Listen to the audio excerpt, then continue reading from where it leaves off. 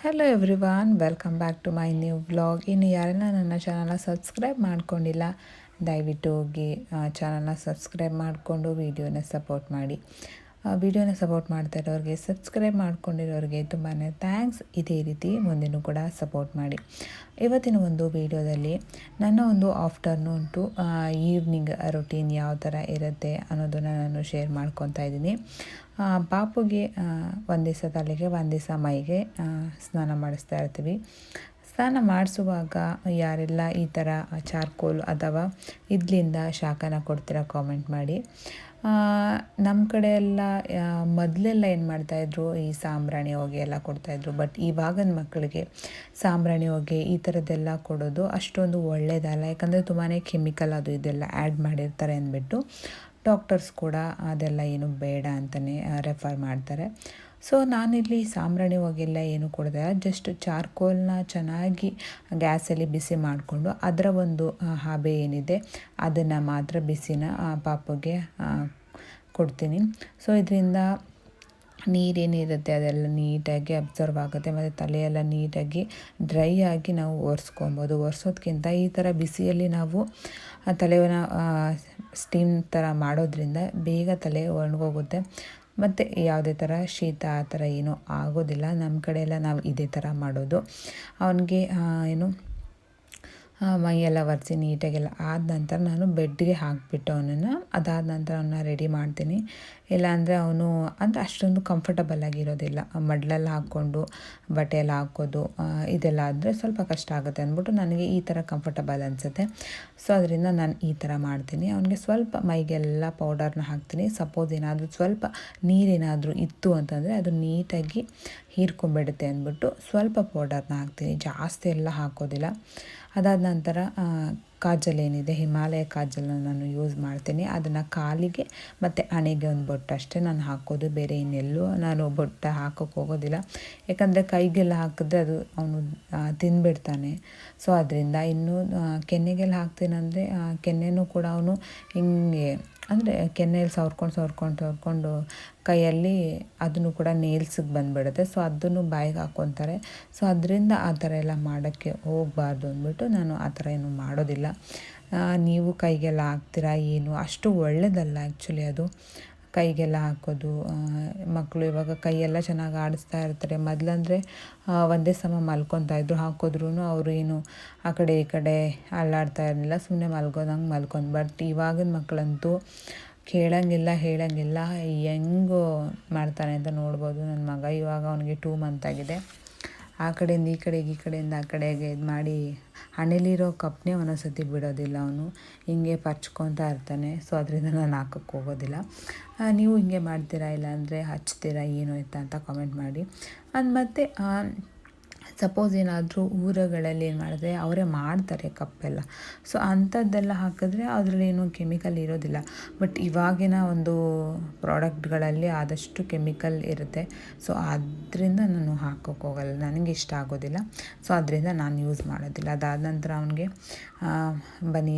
ಒಂದು T shirt ಥರದ್ದೊಂದು ಹಾಕಿ, ಚಡ್ಡಿ, socks ಎಲ್ಲ ಹಾಕಿ ಅವನ್ನ ಸ್ನಾನ ಆದ ನಂತರ ಮಲಗಿಸ್ಬಿಡ್ತೀನಿ.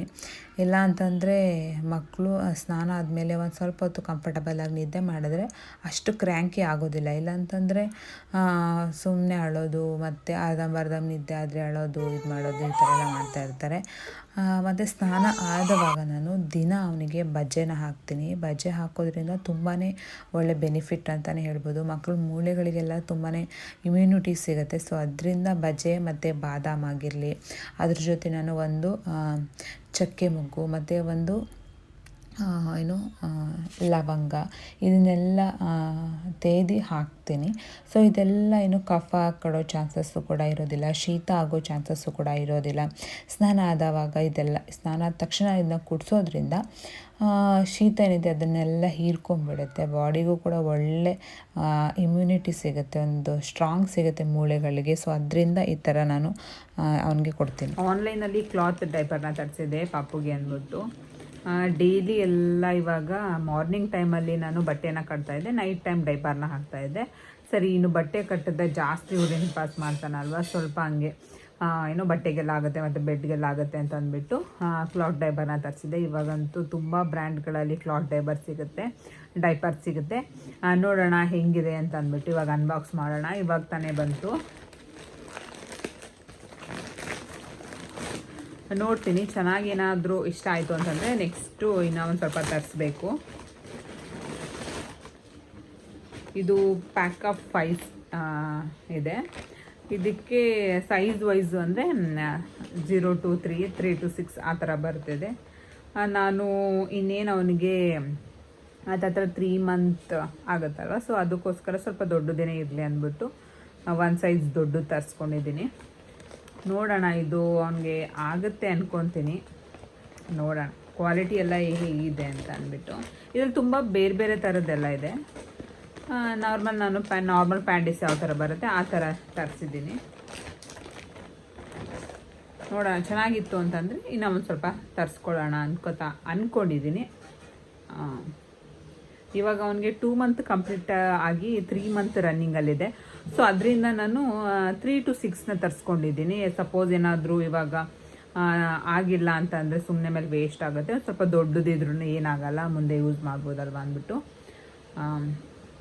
ವಾಷಿಂಗ್ ಇದು ನಾರ್ಮಲ್ ಕ್ಲಾತ್ ಥರನೇ ಇದೆ. ಚೆನ್ನಾಗಿ ಅನ್ನಿಸ್ತಾ ಇದೆ. ಫ್ಯಾಬ್ರಿಕ್ ಎಲ್ಲ ತುಂಬಾ ಚೆನ್ನಾಗಿದೆ. ನೋಡೋಣ, ಅವನಿಗೆ ಇವತ್ತು ಯೂಸ್ ಮಾಡ್ತೀನಿ. ಏನಾದರೂ ಚೆನ್ನಾಗಿತ್ತು, ಯೂಸ್ ಆಗುತ್ತೆ ಅಂತಂದರೆ ಹೇಳ್ತೀನಿ ನಾನು ನಿಮ್ಮ ಜೊತೆ ನೆಕ್ಸ್ಟ್ ವಿಡಿಯೋದಲ್ಲಿ. ಯಾಕಂದರೆ ಇವಾಗ ಮಾರ್ನಿಂಗ್ ಟೈಮು ಬಟ್ಟೆ ಹಾಕ್ತೀವ, ಅದು ಪದೇ ಪದೇ ಒದ್ದೆ ಆಗ್ತಾ ಇರುತ್ತೆ. ಐ ಥಿಂಕ್ ಇದು ಒಂದು 2 ಸರ್ತಿ ಯೂರಿನ್ ಪಾಸ್ ಮಾಡಿದ್ರೆ ತಡೆಯುತ್ತೋ ಏನೋ ಗೊತ್ತಿಲ್ಲ. ನೋಡೋಣ, ಯೂಸ್ ಮಾಡಿದ್ಮೇಲೆ ಎಷ್ಟು ಅವರ್ ಬರುತ್ತೆ ಅಂತ ಗೊತ್ತಾಗುತ್ತೆ. ಒಂದು ಪ್ಲ್ಯಾನ್ ಇರುತ್ತೆ. ಇವಾಗ ನಾರ್ಮಲ್ ಬಟ್ಟೆ ಅಂತಂದರೆ 1 ಸರ್ತಿ ಯೂರಿನ್ ಪಾಸ್ ಮಾಡಿದ ತಕ್ಷಣವೇ ಅದನ್ನು ತೆಗಿಬೇಕು. ಅದೇ ಫುಲ್ ಒದ್ದೆ ಅಂತಂದರೆ ಅವ್ರಿಗೂ ಇರಿಟೇಷನ್ ಆಗ್ತಾ ಇರುತ್ತೆ. ಆಮೇಲೆ ಅದನ್ನೇ ಬಿಡೋಕ್ಕೂ ಆಗೋದಿಲ್ಲ. ಆಮೇಲೆ ಈ ಗಂಡು ಮಕ್ಕಳಂತೂ ಎಲ್ಲಂದ್ರಲ್ಲಿ ಹಾರಿಸ್ತಾ ಇರ್ತಾರೆ. ಇವನು ಒಂದು 2 ನಿಮಿಷ ಹಿಂಗೆ ತೆಗೀತು ಅಂದ ತಕ್ಷಣವೇ ಒಂದು ಸತಿ ನನಗೇನೆ ಏನು ಡೈಪರ್ನ ಹಾಕೋಕೆ ಹೋಗ್ತಾಯಿದ್ದೆ, ಡೈರೆಕ್ಟ್ ಹಿಂಗೆ ಹಾರಿಸ್ಬಿಟ್ಟಿದ್ದೆ. ನಾನು ಹಿಂದೆ ಹೋಗ್ಬಿಟ್ಟಿದ್ದೆ. ಆ ಥರ ಹಾರಿಸ್ತಾ ಇರ್ತಾನೆ. ಸೊ ಅದರಿಂದ ಇದು ಚೆನ್ನಾಗಿದೆ. ಎಲ್ಲ ಬಟ್ಟೆನೂ ಚೆನ್ನಾಗಿದೆ. ಐ ಥಿಂಕ್ ಇದು ಅವ್ನಿಗೆ ಆಗುತ್ತೆ, ಕರೆಕ್ಟಾಗಿ ಆಗುತ್ತೆ. ಇವಾಗ ಅದು ಇನ್ನೂ ಒಂದು 6 month ತನಕ ಅವನಿಗೆ ಯೂಸ್ ಮಾಡ್ಬೋದು ಆರಾಮ್ಸೆ.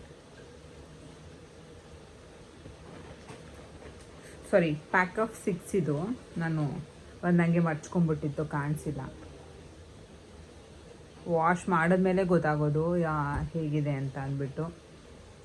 ಐ ಥಿಂಕ್ ಚೆನ್ನಾಗಿದೆ ಅಂತ ಅನ್ನಿಸ್ತಾ ಇದೆ. ಕಲರ್ಸು ಕೂಡ ಅಷ್ಟೇ ತುಂಬ ಡಿಸೆಂಟಾಗಿದೆ. ಕಲರ್ಸು ಜಾತ್ರೆ ಥರ ಇಲ್ಲ. ಕೆಲವೊಂದಂತೂ ಜಾತ್ರೆ ಥರ ಬರುತ್ತೆ, ಅದನ್ನು ಹಾಕೋದಕ್ಕೂ ಒಂದೊಂದು ಥರ ಅನಿಸುತ್ತೆ.